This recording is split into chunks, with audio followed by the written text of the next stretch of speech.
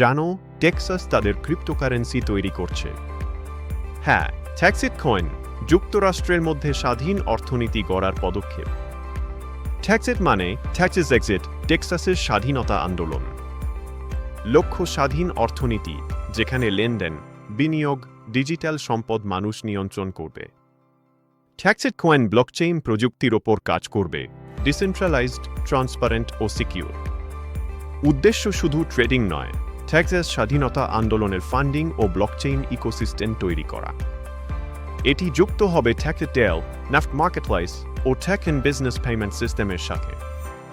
ট্যাক্সিট এর কার্যক্রম দেখাতে ডিসেন্ট্রালাইজড গভর্নেন্সের ছবি, ট্যাক্স নাফট মার্কেটপ্লেসের জন্য ডিজিটাল আর্টের ছবি, ট্যাক্স বিজনেস পেমেন্ট সিস্টেমের জন্য ক্রিপ্টোকারেন্সি ব্যবহারের দৃশ্য।